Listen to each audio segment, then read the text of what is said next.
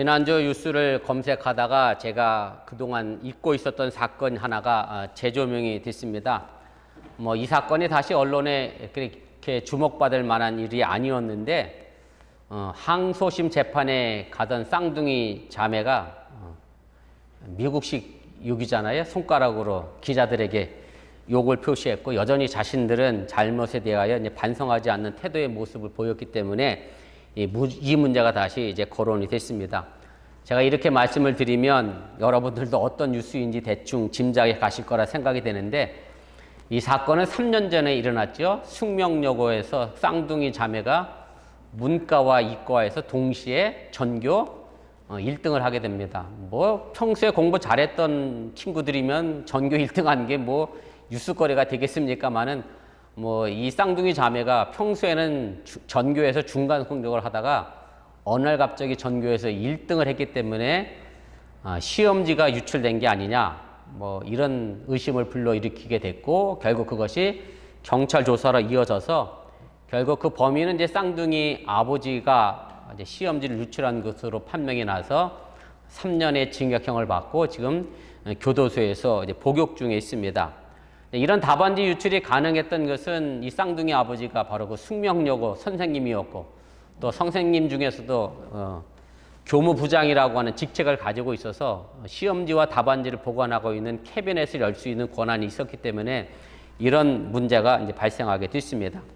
아마 여러분들도 그렇고 세상의 모든 부모님들이 자신의 자녀들이 학교에서 공부 잘하기를 바라지 않는 사람은 아마 한 명도 없을 겁니다.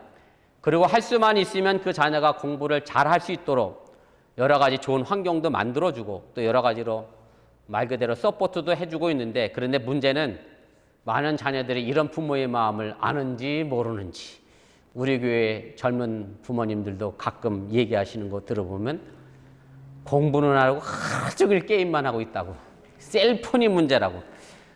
저희 때만 해도 컴퓨터만 있었는데 요즘은 셀폰이 너무나 쉽게 게임을 접근할 수 있도록 만들어놔서 아무튼 하루 종일 셀폰만 붙들고 있어서 이만저만 걱정이 아닌 것이 사실입니다.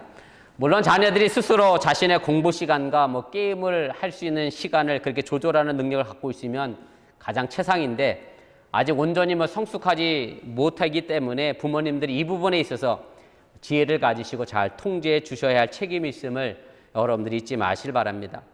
그런데 일부 부모님들은 자녀들을 이제 바르게 키우는 것이 아니라 오히려 자신들이 나서서 오늘 이 쌍둥이 아버지처럼 잘못된 가치관을 심어주는데 그 문제가 있다고 하는 얘기고요.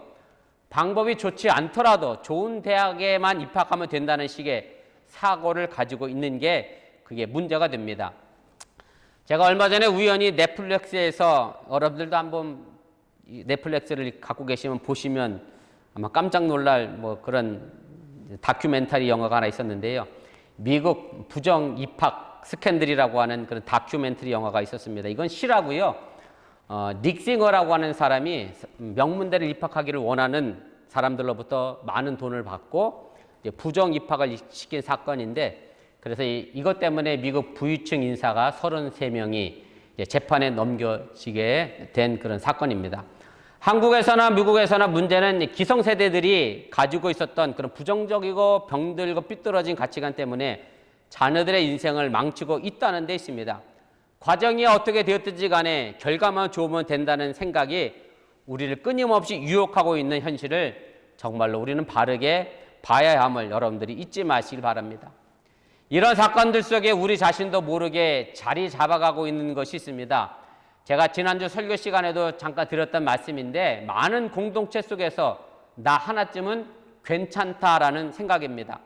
다시 말씀드려, 모두들 그렇게 부정적으로 살고 있는데 나도 부정을 하면 좀 어떠냐, 그렇게 살아가는 사람들이 있다고 하는 얘기고, 또 반대로 나 하나쯤 이렇게 산다고 해서 이 세상이 뭐가 얼마나 더 나빠지겠느냐라고 생각한다고 하는 얘기고, 그런데 우리가 잊지 말아야 할 것은 나 하나가 가지고 있는 그 무게와 그 책임을 잊고 살지 마시기를 바랍니다.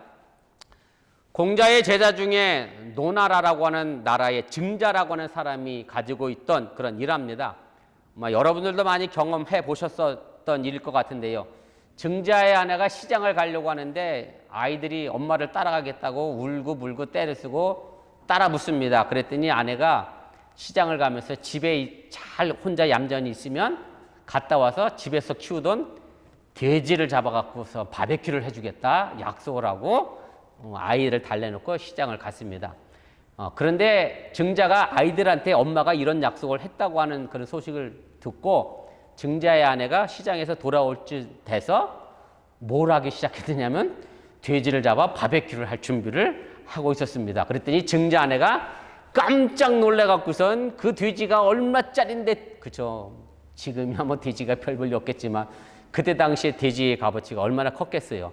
그 돼지를 잡느냐고 그냥 아이들 달래려고 그냥 요즘 말로 하면 빈말로 한 말인데 그걸 진짜로 잡으면 어떡하겠느냐고 이렇게 얘기를 했습니다. 그랬더니 증자가 그의 아내에게 이렇게 대답을 했다는 겁니다.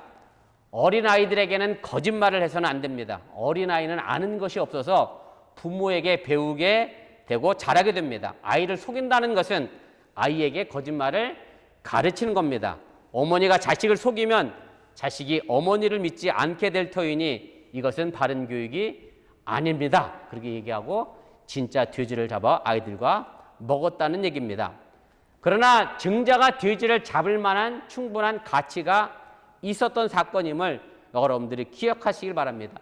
자식을 망하게 하는 것인 줄 모르고 앞장서서 부정을 조장하는 부모가 아니라 돼지를 잡아서라도 바른 가치관을 심어줄 이 시대의 증자가 없는 것인지 문득 증자의 돼지 생각이 나는데 여러분들도 돼지고기 드실 때마다 증자의 돼지를 잘 생각해 줄 수 있기를 또한 부탁을 드립니다.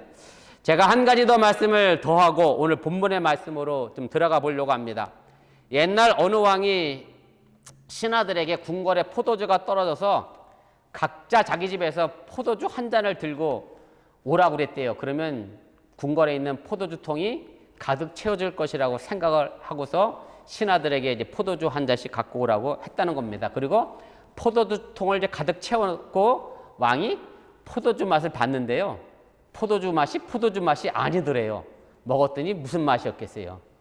맹물이었다는 거죠. 왜냐하면 신하들이 내 한 잔쯤은 맹물이어도 괜찮겠지라는 생각이 결국 온통의 포도주통을 맹물로 만들어 버렸다라고 하는 얘기입니다.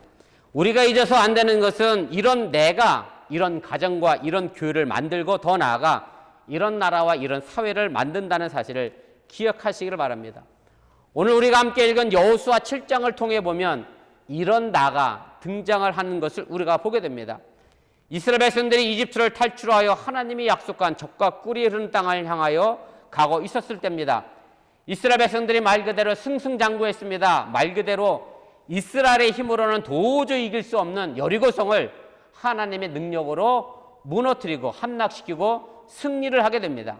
그리고 바로 이어지는 것이 오늘 본문 아이성에 도착하게 됩니다. 이 성은 우리 한국말로 읽는 대로 아이처럼 아주 작은 성입니다. 여리고와 상대도 안 될 만큼 아주 작은 성이었고요. 아이라고 하는 히브리어 원래 의미는 황폐한 작은 산이라는 그런 뜻이라 보잘것없는 정말 작은 성을 의미하게 됩니다. 그런데 여호수아와 이스라엘 백성들은 이 아이성과의 전투에서 그만 치고 맙니다. 이 사건 속에 바로 이런 나가 있었기 때문에 그 여리고성을 무너뜨렸던 이스라엘 백성이 이 작고 보잘것없는 성 앞에 무너지게 됐다라고 하는 얘기입니다. 오늘 본문이 보여주고 있는 이 말씀을 통해 이런 나의 모습이 아니라 우리의 마음을 하나로 합하는 어본교회와 여러분들의 가정과 직장과 사회가 될 수 있기를 주님의 이름으로 축원을 드립니다. 첫째로 생각할 것은 한 개인인 나의 무게와 존재 가치를 잘 살려내시기를 바랍니다. 오늘 우리가 읽은 본문을 보면 여호수아와 이스라엘 백성이 아이성과의 전투에서 질 수밖에 없었던 이유가 두 가지로 설명해 볼 수가 있습니다. 그 첫째는요, 오늘 본문 1절에 분명하게 지적하고 설명을 합니다. 이스라엘 자손들이 온전히 바친 물건으로 말미암아 범죄하였으니 이는 유다 지판 세라의 증손 삽디의 손자 갈미 아들 아간이 온전히 바친 물건을 가졌음이라 여호와께서 이스라엘 자손들에게 진노하시니라. 이 말씀의 내용은 아이성 전투에서 질 수밖에 없었던 것은 아간이라고 하는 사람의 범죄 때문에 하나님이 이스라엘 자손들에게 화가 났고 그 결과 전쟁에서 졌다는 말씀입니다. 그럼 아간이 무슨 잘못을 했는가 하는 건데 오늘 아간이라고 하는 사람이 온전히 바칠 물건을 가졌기 때문이다. 그렇게 말씀합니다. 겨우 한 사람이 온전히 바친 물건을 가졌습니다. 아마도 아간은 나 하나쯤 이 정도 빼가도 모르겠지라는 생각으로 아마 그것을 가져갔을 것이고, 결국은 이것이 민족 전체의 전쟁에서 지고 마는 결과를 만들어 냈다는 얘기입니다. 여기서 우리가 온전히 바친 물건이 무엇인지를 좀 알 필요가 있습니다. 이스라엘 법에는요, 하나님께서 전쟁의 주인이시기 때문에 전쟁에서 얻어진 재산이죠. 흔히 전리품이라고 말하는데, 그 모든 것들은 다 하나님의 소유가 됩니다. 그리고 그 전리품들을 어떻게 했느냐 하면 전부 불에 태워서 하나님께 제물로 태워드렸습니다. 물론 전리품 중에 좋은 물건도 있었겠지요. 사울왕처럼 좋은 소, 살찐 양은 다 끌고 왔잖아요. 너무 아까우니까 태워버리게.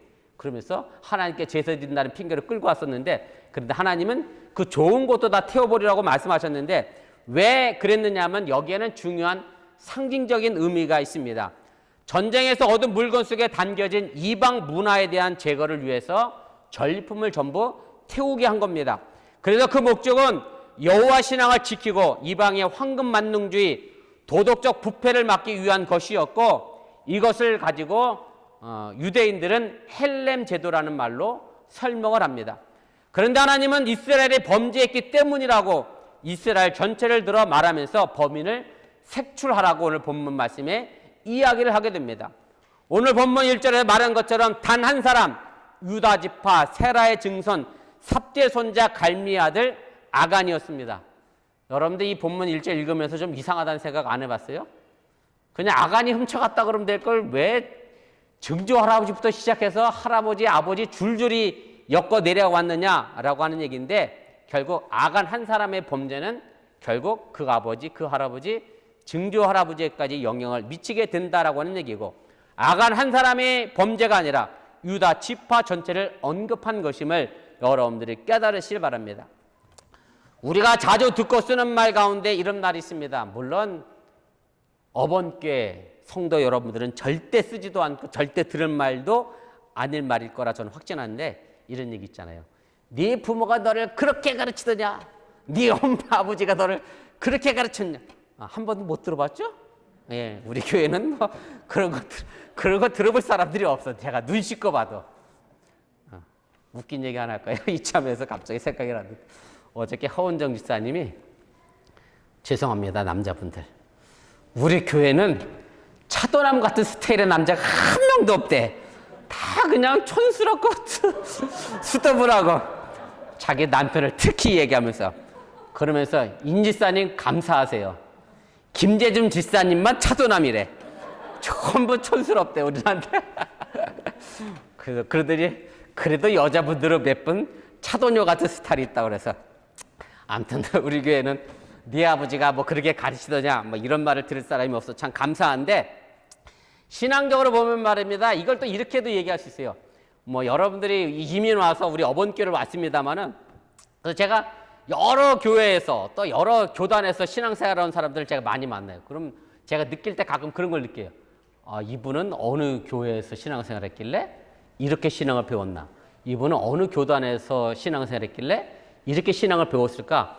저 스스로도 생각하게 됩니다. 그래서 제가 늘 염려스러운 것은, 여러분들이 어딜 갔는데 어번교회 목사는 그렇게 가르치더냐? 이럴까 봐 저는 상당히 이제 염려스럽고 조심스럽게 여러분들의 말씀을 전하는데, 아무튼 나 한 사람의 잘못이 나 한 사람의 잘못으로 끝나지 않게 된다는 사실을 여러분들이 기억하시기를 바랍니다. 두 번째는 여호수아에게서 그 원인을 찾아볼 수가 있습니다. 여호수아는요, 사람을 보내서 아이성을 정탐하게 됩니다. 그리고 본문 3절에 보면 정탐자의 보고가 이렇게 나옵니다. 백성을 다 올라가게 하지 말고 2-3천 명만 올라가서 이 아이를 치게 하소서.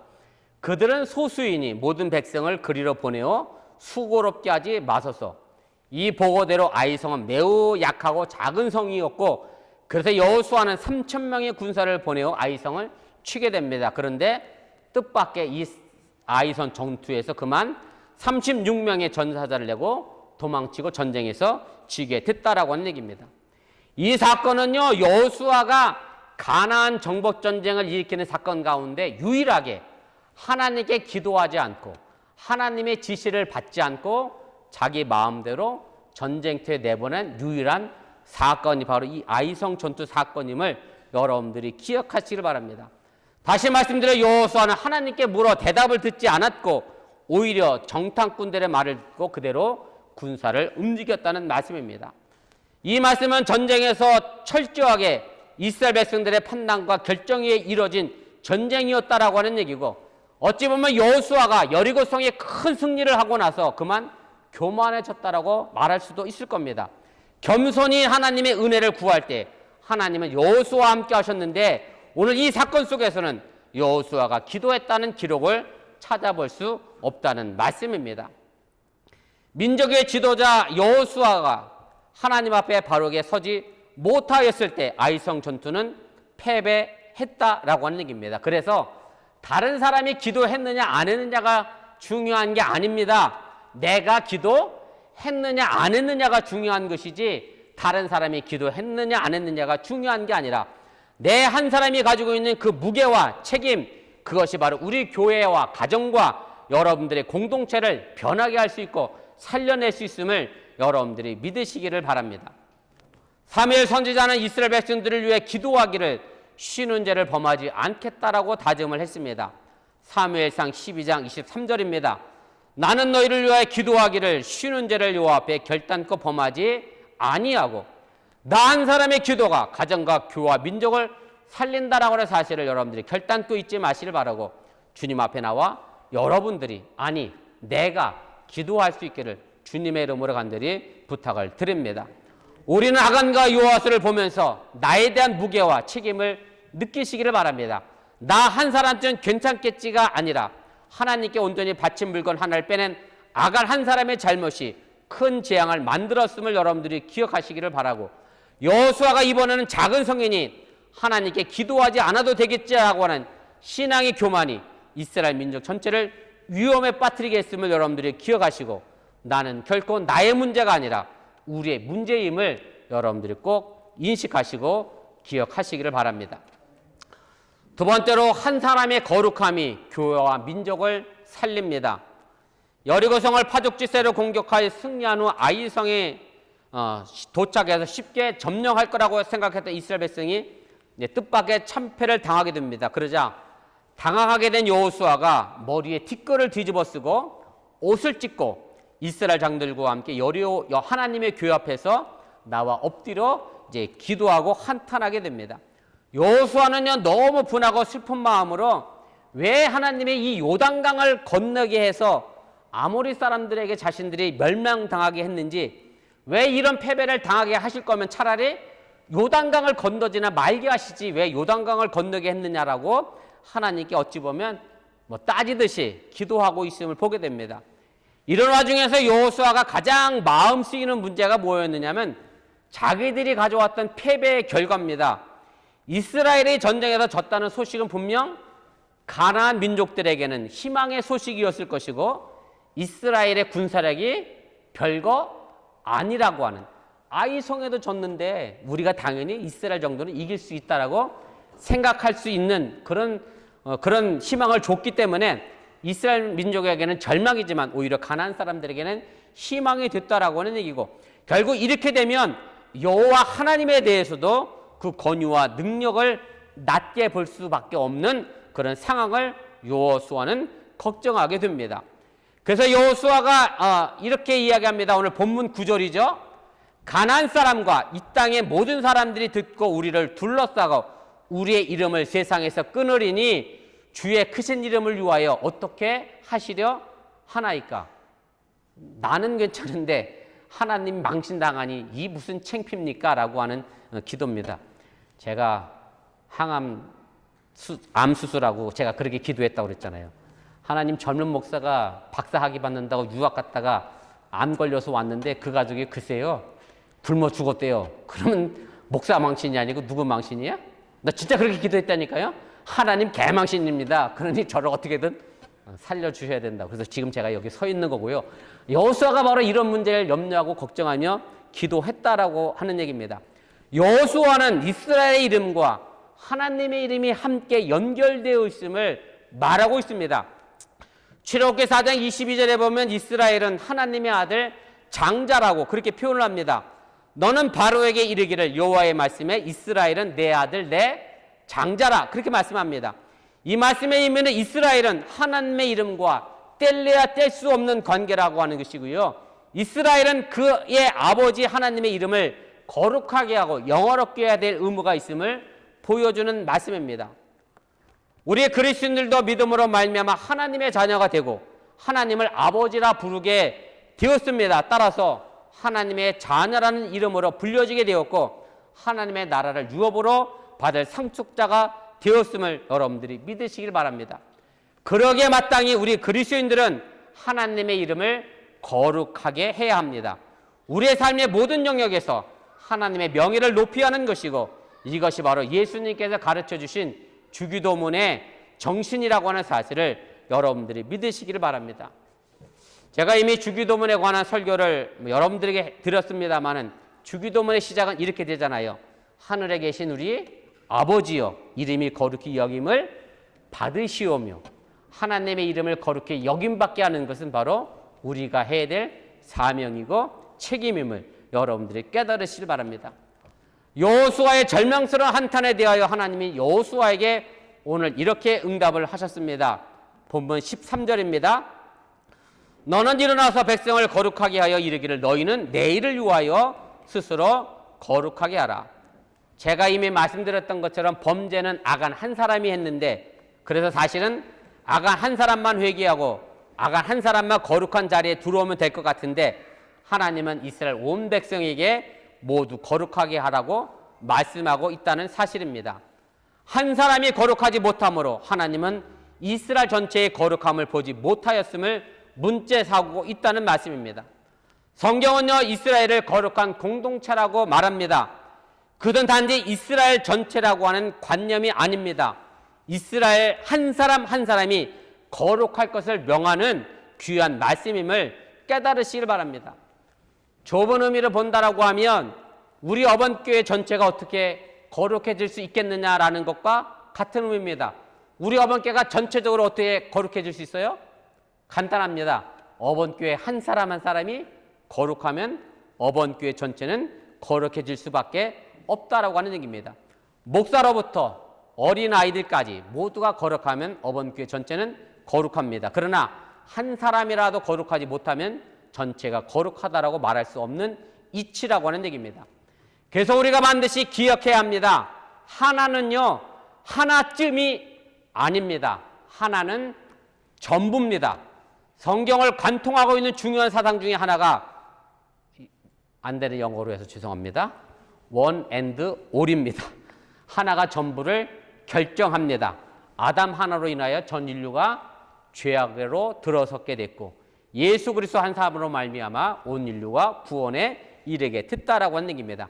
나 하나쯤 어떻게 해도 괜찮으니 생각한다고 하면 그것은 큰 잘못이라고 하는 얘기고 나는 나 하나가 아니라 나는 전체라고 하는 얘기입니다. 하나님은요 아간 한 사람의 범죄를 두고 이스라엘 백성 하나하나의 성결함을 말하면서 본문 13절 중반에 내일을 기다리라고 말합니다. 바로 이스라엘 백성 하나하나의 거룩함을 통해 내일을 기약할 수 있기 때문에 그렇습니다. 그 거룩함에 내일의 승리를 이룰 수 있기 때문에 그렇습니다. 그리고 이어서 하나님은 13절 중반부 이후에 여호수아를 통하여 이렇게 말씀합니다. 이스라엘 하나님 여호와의 말씀에 이스라엘아 너희 가운데 온전히 바친 물건이 있나니 너희가 그 온전히 바친 물건을 너희 가운데서 제하기까지는 네 원수들 앞에 능히 맞서지 못하리라. 하나님의 제단에 바쳐 태워야 할 불결한 것이 있다고 하는 얘기입니다. 그 불결함을 태워 거룩함을 이룰 때 아이성을 함락시킬 수 있다는 말씀입니다. 아이성을 함락하기 전 마음의 불결함부터 함락시켜야 된다는 말씀입니다. 말씀드렸던 것처럼 아이성은 아주 작고 보잘것없는 성입니다. 아무것도 아닌데 이스라엘은 참패했습니다. 이스라엘의 거룩함을 잃어버렸기 때문입니다. 우리가 일반적으로 흔히 이렇게 얘기합니다. 힘이 없거나 재력이 없거나 학력이 없거나 권력이 없어서 나는 내 삶에서 실패했다 그렇게 생각하고 그렇게 알고 살아갑니다. 그러나 결코 아니라고 하는 얘기입니다. 하나님은 우리에게 힘의 강약으로 승부가 난다라고 말씀하지 않습니다. 힘의 강약이 아니라 힘의 선악이 승부를 가립니다. 거룩함만이 더러운 것, 악한 것을 이길 수 있다고 하는 사실을 여러분들이 믿으시기를 바랍니다. 여러분 한 사람 한 사람으로 이루어진 것이 우리 어번교회입니다. 여러분 하나하나가 거룩하면 우리 어번교회는 전체가 거룩한 공동체가 됩니다. 저는 교회를 위하여 기도하면서 여러분들의 한 가정 한 가정 자녀들의 이름까지 불러가며 기도합니다. 제가 서울에 광림교회 있을 때는 신방 가면 그 집 개 이름도 기억하고 있었는데요. 미국을 왔더니 미국 개 이름은 영어로 돼 있어서 기억이 가기 어려워.